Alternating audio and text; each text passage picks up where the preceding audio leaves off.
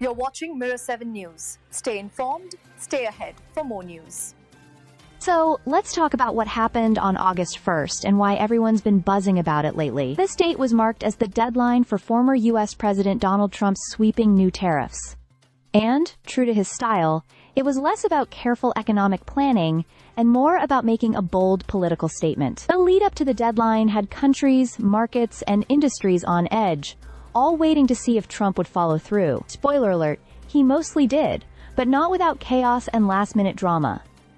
Trump has always been a fan of tariffs, but not necessarily for their economic benefits. In fact, many experts say his use of tariffs is more about flexing political muscle than fixing trade imbalances. For him, it's a tool, one that keeps him at the center of global attention, rattles opponents, and lets him project U.S. power on the world stage. Now, in the final hours before the August 1st deadline, a flurry of agreements were quickly patched together. But let's be honest, most weren't fair or sustainable in economic terms.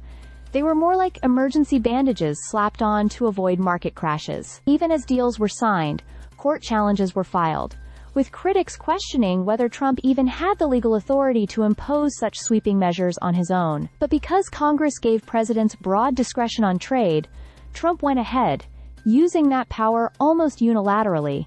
One of the biggest targets of the new tariffs was the European Union. Despite a last-minute meeting between Trump and European Commission President Ursula von der Leyen, the U.S. slapped a 15% tariff on EU wine and spirits anyway. Trump's anti-EU stance has been no secret, and this move made it crystal clear who holds the upper hand, at least economically. China, however, didn't flinch.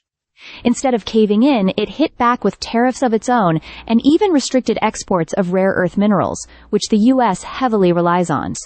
So while Trump managed to dominate the headlines and score a few quick wins with U.S. allies, he hasn't cracked China yet. What's really telling is that talks with several countries have been sidetracked over Trump's personal grievances. Negotiations with Brazil got tangled up in his anger over Bolsonaro's prosecution, India got dragged into it for buying Russian oil, and even Canada felt the heat because of its stance on Palestine. In the end, Trump's August 1st tariffs aren't just about trade. They're about control, headlines, and politics. Whether they'll help or hurt the U.S. economy in the long run? That's still up in the air. Markets may have taken the blow in stride for now, but if prices start climbing and voters start feeling the pinch, Trump's trade war might become a political liability instead of an asset. Stay subscribed for more videos.